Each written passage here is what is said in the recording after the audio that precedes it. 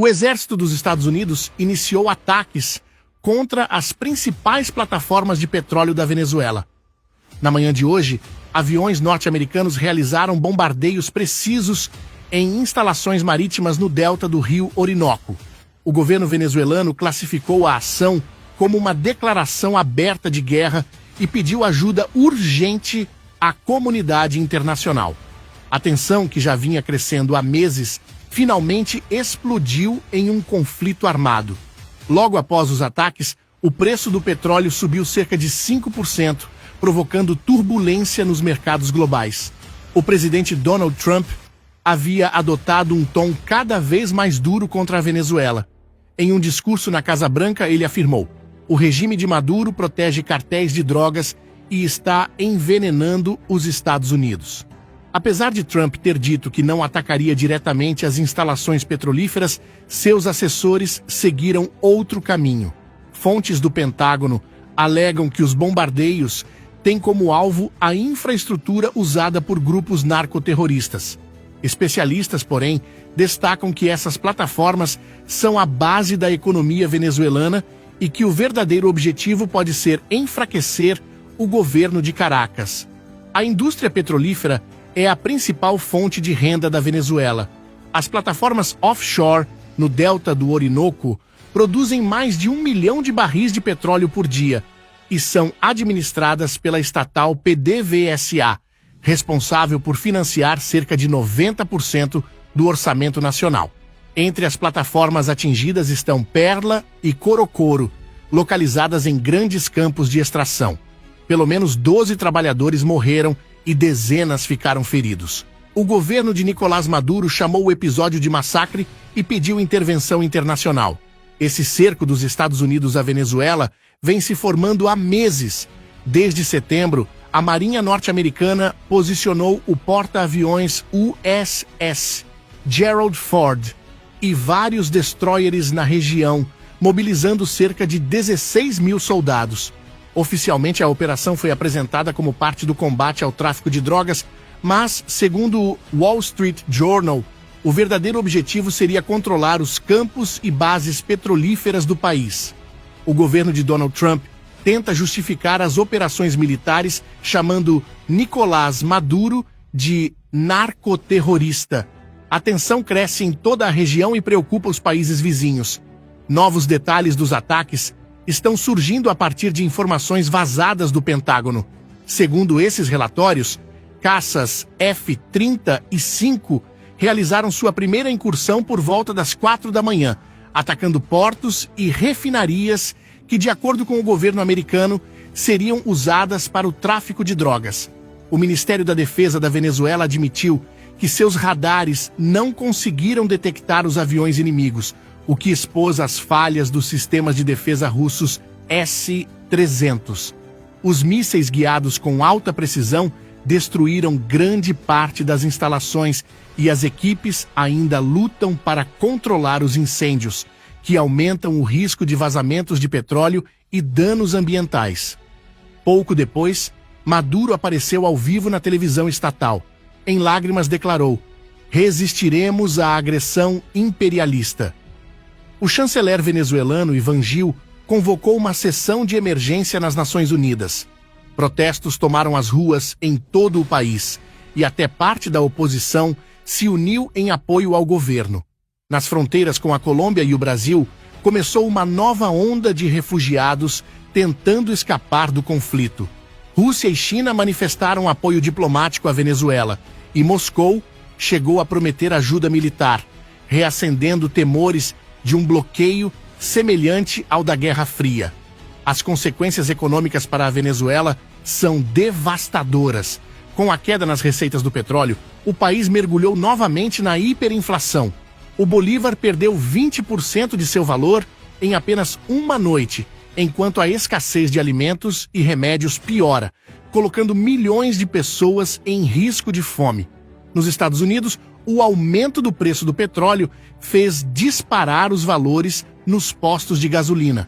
Analistas alertam que o barril do petróleo Brent pode chegar a $70, o que aumentaria o risco de uma nova recessão global. A estratégia do presidente Donald Trump está sendo conduzida por seus principais assessores. O secretário de Estado, Marco Rubio, defende há anos uma política rígida contra o governo de Nicolás Maduro. De acordo com informações vazadas da Casa Branca, a possibilidade de tomar os campos de petróleo venezuelanos está sendo considerada. Muitos analistas comparam o cenário atual à invasão do Iraque. No entanto, membros do Partido Democrata no Congresso protestam, alegando que a operação viola a lei que regula o uso da força militar. Enquanto isso, o exército da Venezuela se prepara para reagir. O general Vladimir Padrino Lopes afirmou: "Nossas forças navais estão prontas. Caças russos Sukhoi 30 já decolaram e aguardamos a chegada de drones enviados pelo Irã. Há risco de um confronto direto entre as marinhas dos Estados Unidos e da Venezuela no Caribe, algo que poderia gerar um efeito dominó e arrastar Cuba para o conflito."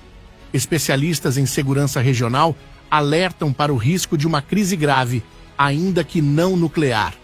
As vias diplomáticas continuam abertas, mas o avanço das negociações é lento. A política de Trump em relação à Venezuela segue as promessas feitas durante sua campanha. "Vou acabar com o tráfico de drogas", dizia ele. Agora tenta cumprir essa meta com o uso da força militar. Críticos, porém, afirmam que o verdadeiro interesse está no petróleo. As gigantes reservas venezuelanas, estimadas em 300 bilhões de barris, são extremamente atraentes para as empresas americanas como Chevron e ExxonMobil, que há anos pressionam por acesso a esses recursos. Essa tensão coloca à prova a doutrina América Primeiro. Se Trump for bem-sucedido, poderá provocar um efeito dominó em toda a América Latina. Mas, se fracassar, enfrentará uma grave crise política interna. A presença da Marinha dos Estados Unidos no Caribe está alterando o equilíbrio geopolítico da região. Caças F-A-18 do porta-aviões USS Gerald Ford podem realizar novos ataques a qualquer momento. E submarinos equipados com armas nucleares já foram mobilizados para operações secretas. Essa demonstração de força preocupa a China e a Rússia. Pequim ofereceu um empréstimo emergencial à Venezuela, enquanto Moscou discute o envio de sistemas de defesa S-400 para reforçar o país. O equilíbrio global de poder está mudando rapidamente no Caribe. Agora vamos analisar os próximos acontecimentos que estão abalando ainda mais a já frágil estrutura da Venezuela. Sinais de divisão começaram a aparecer dentro das Forças Armadas Nacionais Bolivarianas. A demissão repentina de vários oficiais de alta patente deixou o exército em clima de incerteza. Há suspeitas de que os substitutos foram escolhidos entre aliados mais próximos de Nicolás Maduro, o que levanta dúvidas sobre a coesão interna do regime. Líderes da oposição afirmam que essas medidas são o primeiro passo para uma possível desintegração do governo. Em Caracas, o aumento da presença militar nas ruas está gerando pânico entre os moradores. O Ministério da Defesa anunciou oficialmente a aposentadoria de 3 generais na última semana. Entre eles está o general Ramon Carrizales, comandante da 4ª Divisão Blindada, responsável pela região do Orinoco. Embora seja considerado um colaborador de confiança de Maduro, Carrizales manteve uma postura neutra diante das recentes pressões dos Estados Unidos. O governo justificou sua saída por limite de idade, mas fontes internas afirmam que se trata de uma purga política. Outros 2 oficiais da Força Aérea também foram afastados de seus cargos. É a primeira vez que mudanças desse porte atingem o núcleo do Exército, que conta com cerca de 123 mil integrantes. Rumores indicam que alguns generais mantiveram contatos secretos com autoridades dos Estados Unidos, o que teria dividido as Forças Armadas. De acordo com uma reportagem do New York Times, a CIA estabeleceu comunicação com oficiais da oposição sob o pretexto de operações conjuntas contra o tráfico de drogas, mas esses contatos teriam evoluído para discussões sobre uma possível mudança de regime. Um ex-oficial que preferiu não se identificar